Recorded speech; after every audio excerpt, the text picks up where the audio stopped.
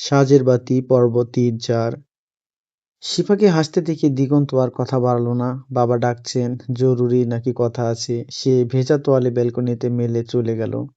শিফাকে না হয় পরে দেখে নিবে বলার ভঙ্গিমা দেখে ঘাবড়ে গেছে। ফাজিল একটা, অকারণে ভয় দেখালো। সুযোগের সদ্ব্যবহার সেও করবে। আগামীকাল বিয়ের অনুষ্ঠান, দাওয়াত দেওয়ার প্রায় পর্ব শেষ, আয়োজন বড় করেই হচ্ছে। শিফাদের আত্মীয় স্বজনরা আসবে।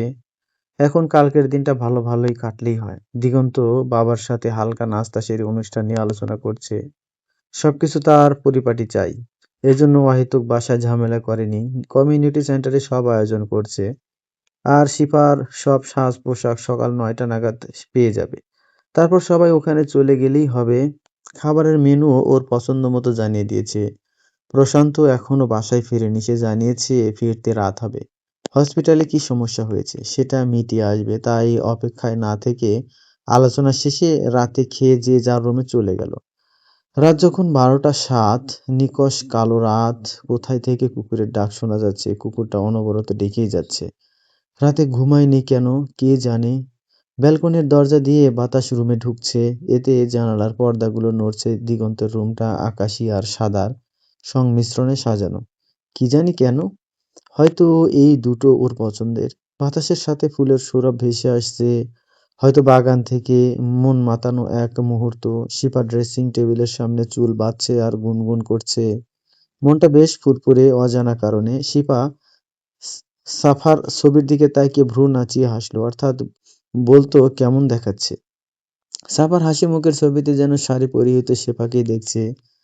শিফা মন মতো উত্তর বানিয়ে পুনরায় হাসলো। তখন দিগন্ত বলল, কালকে নাকি তোমাদের বাসায় যেতে হবে, হয়তো থাকতে হবে। থাকলে কি আপনার মান যাবে? এভাবে কথা বলো কেন? আমি তা বলেছি? আমি এইভাবেই কথা বলি। জন্মের সময় বাবা মেয়াদ পূর্ণ উত্তীর্ণ মধু খাইয়েছিল, তাই হয়তো এমন হয়েছে। দিগন্ত মুচকি হাসলো। মেয়েটার কাছে জবাব তৈরি করাই থাকে। সে বলা মাত্রই অকপটে উত্তর দেয়। দিগন্ত উঠে শিফাকে পেছন থেকে জড়িয়ে কাঁধে থুতনি রাখলো। শিফা নিজের কাজে ব্যস্ত। না হচ্ছে অস্বস্তি, না লজ্জাবোধ। দিগন্ত কাঁধে ঠোঁট ছুঁয়ে আদুরে সুরে বলল, সত্যি চাও আমায়? হুম, চাই তো। কতটা চাও? যতটা চাইলে না পাওয়া অবধি মনটা অশান্ত থাকে, নিঃশ্বাস নিতে কষ্ট হয়, কষ্টগুলো অশ্রু হয়ে ঝরে, ঠিক ততটা। আমি যদি না চাই, কারণ দেখান, নয়তো স্বইচ্ছায় আত্মসমর্পণ করুন। দিগন্ত শিপাকে এক টানে ঘুরিয়ে ওর চোখে চোখ রাখলো। শিপা চোখ সরালো না, বরং দিগন্তের চোখের ভাষা পড়ার চেষ্টা করলো। দিগন্ত হাসলো। মেয়েরা নাকি ছেলেদের চোখে চোখ রাখতে পারে না, অথচ শিফা, এই মেয়েটা সত্যি অসাধারণ। আবেগপ্রবণ ন্যাকা মেয়েদের ওর সহ্য হয় না। এরা আবেগী হয়ে ভুল পদক্ষেপ নেয়, সবকিছু আবেগ দিয়ে বিবেচনা করে, তাই হয়তো ঠেকেও বেশি। দিগন্ত শিফার গালে দুই গালে হাত রেখে মৃদুস্বরে বলল, আমি তোমাতে বিলীন হতে চাই। অনুমতি দিবে? শিফা ওড়নাটা ছুঁড়ে ফেলে দাঁড়িয়ে গেল, অর্থাৎ প্রস্তুত। দিগন্ত হেসে শিফার অধর চুম্বন করে সরে গেল। মূলত দেখতে চেয়েছিল শিফা কি করে। শিফার দিকে থেকে একতরফা ভালোবাসা, কিন্তু ওর মনে এমন কিছু নেই, তাই সম্পর্কটাকে সময় দিতে চাচ্ছে। এই শরীর টাকার বিনিময়েও পাওয়া যায়, কিন্তু মনের মিল, প্রণয়, টান, মায়া, গাঢ় অনুভূতি আদৌ চাহিবা মাত্রই সেটা জন্মে কি? হয়তো না। এখন ঘনিষ্ঠ হওয়ার মানে শারীরিক চাহিদা হাসিল ছাড়া কিছুই নয়। কত রাত থেকে সে শিপার সঙ্গে আছে, এতটুকু সময়ে এতটুকুই বা মায়া জন্মে। আগে শিফাকে সেভাবে দেখেনি, তাই একটু সময় দেওয়াটা বুদ্ধিমানের কাজ নয় কি? যদি ঘনিষ্ঠ হও, তা হবে মোহ বা চাহিদার তাগিদে, তাছাড়া কিছু নয়। আর সেরকম কিছু চাচ্ছে না, তাই শিফাকে বলল, সঠিক সময়ে আমার প্রাপ্য বুঝে নেব, এখন ঘুমাও। শিফা সুবোধ বালিকার মতো মাথা নাড়িয়ে শুয়ে পড়ল। চোখ জোড়া বন্ধ করে হাসছে। সে জানতো এমন কিছুই হবে। দিগন্ত পাশে শুয়ে পড়ল, ওর দৃষ্টি শিফার দিকে। শিফাকে হাসতে দেখে গালে টোকা দিয়ে বলল, ছাড় দিয়েছি, ছেড়ে দেইনি। ছাড় চেয়েছে কে? তাহলে? রাত অনেক হলো, ঘুমান। শুভরাত্রি। শিফা পাশ ফিরে শুয়ে ফিরবে হাসছে। দিগন্ত হাসলো। শিপা ভাঙবে, তবু মচকাবে না। মেয়েটার ভালোবাসার ধরন অদ্ভুত। হোক না, তাতে কি? অদ্ভুত ভালোবাসাকে সে সাদরে গ্রহণ করবে। দিগন্ত ঘুমের রাজ্যে পাড়ি দিল।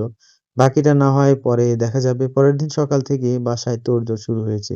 শিপার হেলদোল নেই, সে নিজের কাজে মগ্ন। ওর বাবা গতকাল থেকে ফোনে না পেয়ে দিগন্তর থেকে খোঁজ নিয়েছে।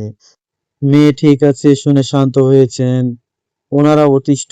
মেয়েটার এত রাগ, জেদ বলার বাইরে।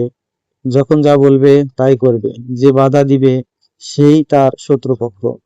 যেদের বয়সে তাড়াহুড়ো করে বিয়েটাও করেছে, এমনকি ওনাদের অনুষ্ঠান করতেও বারণ করেছে।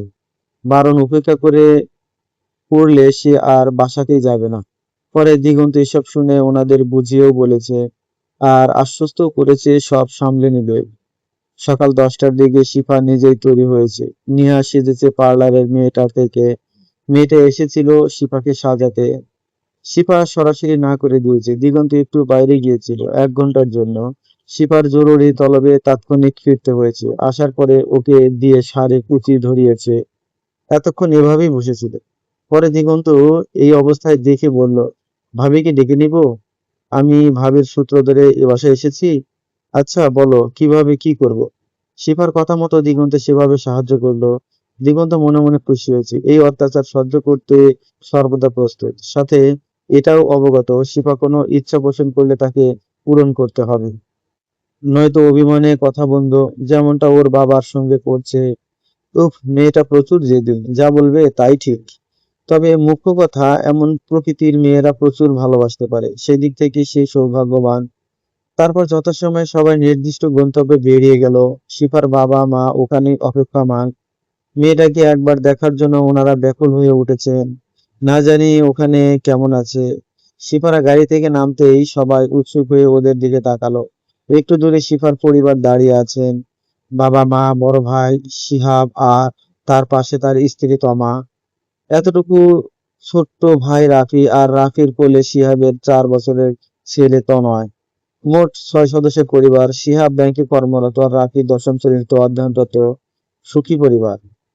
শিফা সেদিকে না এগিয়ে সাফার বাবা মায়ের সঙ্গে কথা বলল।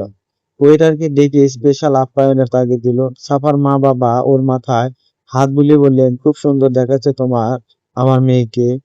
এবার বলো কে বেশি সুন্দর, সাফা না শিফা? শিফা আর সাফা এসব নিয়ে খুব ঝগড়া করতো।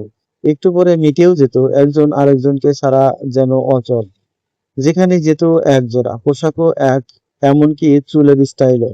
ফিতা দিয়ে মেপে সাফার চুল 1 চিমটি বড় হলে শিফা কেটে দিত। কোথাও বের হওয়ার আগে ফোনে আগে জেনে নিত কোন পোশাক কিভাবে চুল বাঁধবে, তারপর দুজন বের হতো।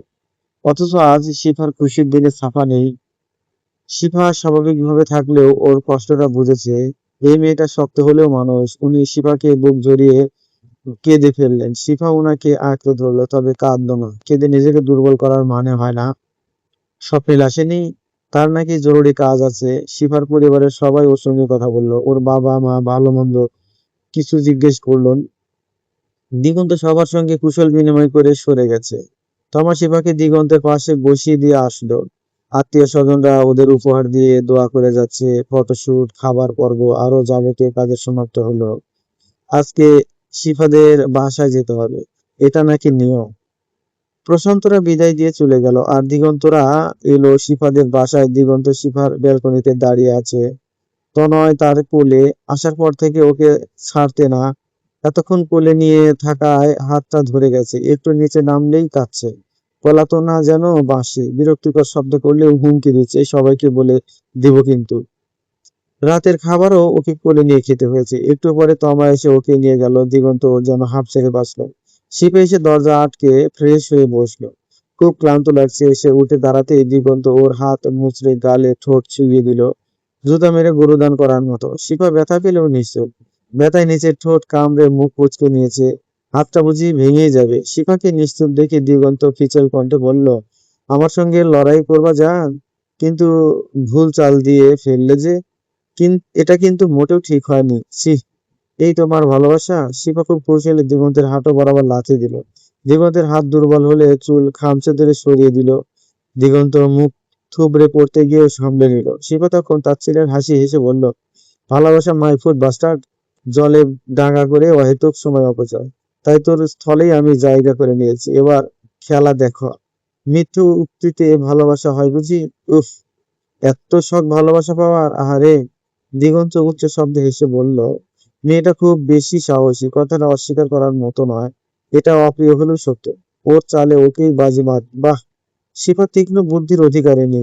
ইংলিশে বলে মাস্টার মাইন্ড। এবার লড়াই জমবে। আর দিগন্ত সঙ্গী হিসেবে এমন কাউকে আশা করতেও পরিস্থিতি মোতাবেক পেয়ে উঠছে পারফেক্ট জুটি। শিফা ওর দিকে অগ্নি দৃষ্টি নিক্ষেপ করেছে, যেন চোখ দিয়ে ভস্ম করে দিবে। তখন দিগন্ত এগিয়ে এসে শিফার ঠোঁটে আঙুল বুলিয়ে বলল, এই তেজের জন্য তোমাকে আমার এত ভালো লাগে, নয়তো কবেই খেয়ে ছেড়ে দিতাম।